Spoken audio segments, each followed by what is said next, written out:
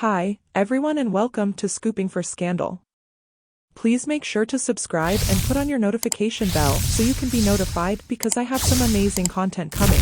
Day 2 of the Tory Lanez and Thee Stallion trial was confusing. Megan finally had her day in court to testify, but there is a lot of conflicting accounts of what really took place. Here is a breakdown of the trial by Lawyer for Workers.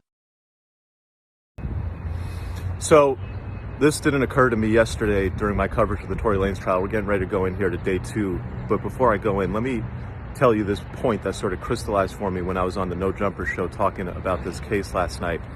Here is the prosecutor's theory of the case. And remember, prosecutors are supposed to have discretion. They're out searching for the truth. Here's their theory of the case, what they intend to prove at trial. Thee Stallion exits the vehicle. Tory Lanez comes out behind her, shoots 5 times while yelling, "Dance, bitch." Meg runs away from him, walks away from him, hobbles away from him. Oh!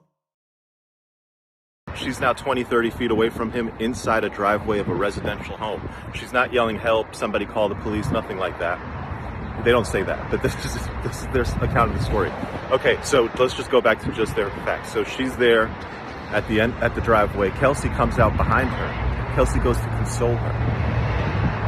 What does Tory do? Now he's walking towards her and Kelsey. What does Kelsey do? She sees that, this man who just shot her 5 times is coming for more. So she tries to intercept him. What does Tory do? He beats on Kelsey, physically assaults her. Kelsey has never said this truth to the police. No charges were ever pressed against Tory for Kelsey. That's suspicious. The prosecutors are supposed to find the truth. They're supposed to use their discretion to find the truth. To me, if that's the story that they're going with, welcome to America. They're ODing on him like prosecutors do, and they're not talking about so many of the other events in this story that are critical to finding the truth. Day 2 of the Tory Lanez trial is underway. It started with Thee Stallion testifying. I'm going to take you through what she testified about in the morning. We're currently on lunch break. She's going to come back and complete her testimony this afternoon. It started with questions about Tory Lanez. She testified that she knew him only for a short time leading up to this incident. They were friends. She was asked, "Were you intimate?" She said yes. She was asked, "Were you exclusive?" She said quite happily no.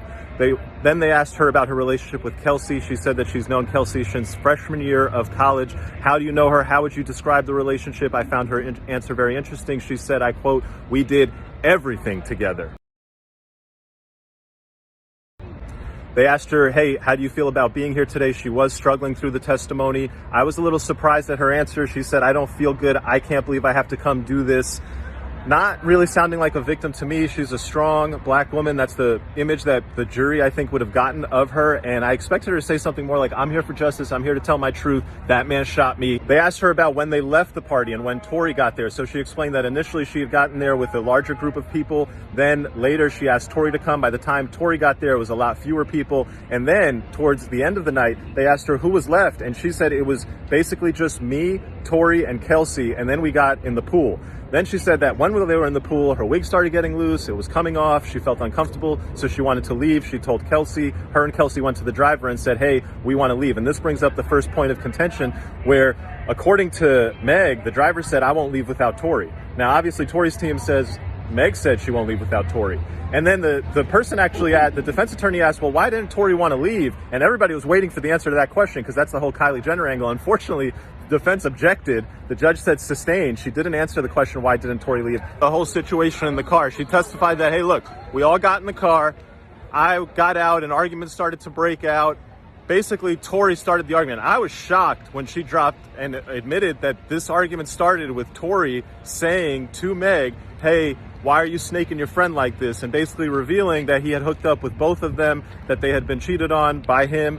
And this sort of led into the whole big fight. At one point, she gets out of the car, but then she did get back in because they convinced her to get back in. And then we get to the shooting. And here, there was some shocking stuff. So here's some of the key stuff. One, Meg described that, "Hey, look, I got out of the car, I looked back over me, and then I saw Tory holding a gun, pointing it at me, and he shot me after he said, 'Dance, bitch.'" But then, this is the prosecution asking the questions, and even in the prosecution asking the questions, she said stuff that makes you scratch your head, which leads you to believe that what's going to happen under cross-examination. The prosecution asked her this: "Where was Kelsey when Tory was doing the shooting?" You know what Meg said? Meg said, "I didn't see Kelsey. I only saw Tory." Question, was she in your field of vision? Because I mean, she's right there. Where was she? If you can't answer that question, that doesn't seem like it adds up, especially not in a case where the theory from the other side is that there was a struggle and that Kelsey was the one who let off the gun. If the victim can't tell you where Kelsey is, that seems highly problematic to me. The other parts of the testimony that were a little bit confusing is they asked her, where was Tory? Was he standing on the car? Was he standing on the ground? And she said, well, he was shooting up over the window, but I don't know if he was standing on something. And they asked her, how tall is he? She said, I think he's like 5'3" or 5'4". He's taller than that, but that's not tall enough to shoot over the window of an Escalade while standing on the ground. And then they asked her, hey, was he on the passenger door, or was he on the front door or the back door? That's what she said. He's on the passenger side. And they were like, all right, well, was it the front door or the back door? She said, I don't. The other part of her testimony that I found a little confusing, it didn't mesh with what the prosecutor said in his opening. The prosecutor said in his opening that Kelsey went to where Meg was, and that after Kelsey went to where Meg was, after Meg had been shot, that Tory was approaching them. Meg's testimony today was different. Meg's testimony was not that she got shot, she went away, and then Kelsey went to where she was, and then Tory came at the two of them. No, Meg's testimony is she got shot, she went away, and then she saw Kelsey and Tory both coming to them. Again, does not add up. We finished with, why did you not tell the police the truth? And this was very interesting, whereas typically prosecutors are in the business of supporting police officers. Here, they elicited testimony where Meg said, look, I didn't tell the police the truth because this was around the time George Floyd had been shot, and I thought if I told them the truth, they were going to shoot Tory. I didn't feel safe with the police. And I thought this was kind of weird, but she said it. She said, I'm a member of the black community, and in my community, we don't cooperate. What do I think? I think that the rest of the direct testimony is going to come out. It will be interesting. I think the defense attorney has a lot of room. Hey, what's up, bro? I think the defense attorney has a lot of room to poke holes in the story. And I think the rest of the witnesses are going to say things that the defense attorney is going to have to show that it doesn't all add up. That if Kelsey was right there, how is Meg Thee Stallion going and telling you that when I turned around and I saw Tory shot me, I have no idea where Kelsey was? She explained that ultimately she did decide to go to the police and say that Tory was the shooter because of the false narratives that Tory had put out there. In her mind, she felt like she was a grown woman. She shouldn't have been hanging out with these people, getting involved in this mess. I'm not quite sure who these people that she was referring to when she was like, oh, I shouldn't be hanging out with them. She was hanging out with like Kylie Jenner, her assistant, Tory Lanez. So I guess she just meant Tory.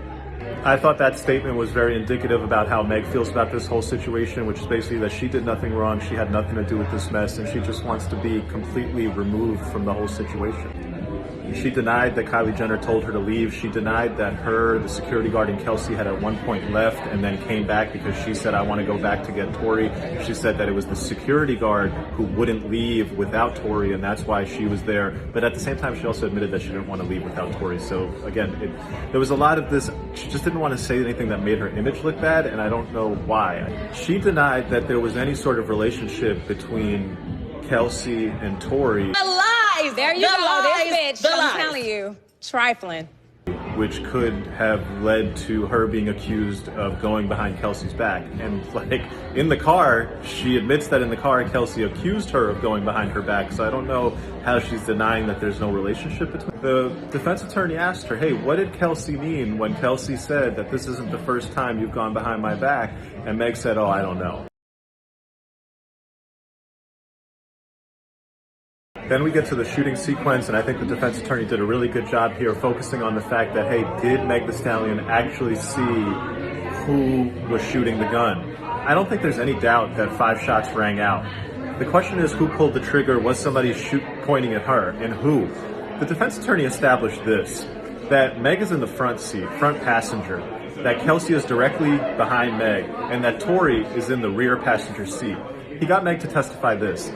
Meg gets out of the car. She walks a couple steps to the front of the car by the absolute front. And then she goes a couple steps beyond that. All of this took a couple seconds.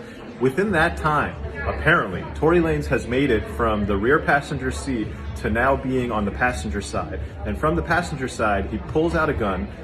She said he pulled a gun. From where, it's not clear, but he pulled a gun. He points it at her and shoots 5 times. Right before shooting, he yelled, "Dance bitch," leading her to turn around and then see him with the gun. He pulls it, points, shoots, 5 shots.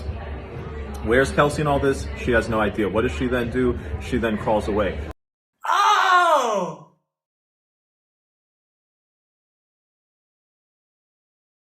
The part that the defense attorney focused on is how, in a matter of seconds, does he get from the rear passenger to having a gun in his hand to being on the passenger side in position to shoot over the window at you, all in a matter of seconds. To me, there had to be something else that happened in that sequence of events from the time she got out of the car and the time the shots rang out.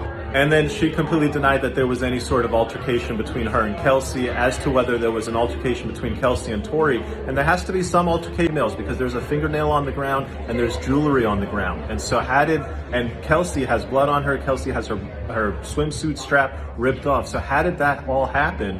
And apparently there was a bump. She says that I saw a bump between Tory and Kelsey, and I guess the prosecutors will use that to establish why Kelsey has got her strap ripped and jewelry on the floor broken and a fingernail lying on the middle of the street. Bottom line, her testimony was strong, it was powerful, it was a victim telling you that a man shot her. All right, so from here, I think there's two important issues with this case. One, what are the other witnesses going to say? What's the driver going to say? What's Kelsey going to say? And what is the there was a homeowner who lived there, who's in the house that is very close, very adjacent to where all of this is unfolding. He would have seen and heard a lot. He's going to testify. The other thing, the defense did a really good job of establishing that, hey, Meg's timeline here of in a few seconds, Tory gets out of the rear passenger, gets onto the passenger side of the vehicle, yells dance bitch, pulls a gun, lets out 5 shots. There could have been a lot more that happened there in that sequence, because that's a lot of things happening in a very small amount of time. And it is not clear from Meg's testimony that a jury would go ahead and say, oh yeah, that man pulled a gun and he was shooting out. I could see the jury looking at that testimony, looking at that sequence of events, saying that doesn't add up and that means reasonable doubt, or looking at it and saying, well, okay, maybe something happened here, but did this guy intentionally pull a gun and shoot at this woman? No, maybe there was another shooter, maybe there's another explanation of how those gunshots rang out. I won't be surprised if Kelsey was paid off by Tory Lanez, because how do you forget that you were in a physical altercation with Tory where your swimsuit was ripped and your nail was on the floor? I don't know, guys, this is giving protecting Tory at all cost, even if that means going to jail. Make sure to like, comment, and subscribe. More videos of the trial is on the way. Stay tuned and have a good day.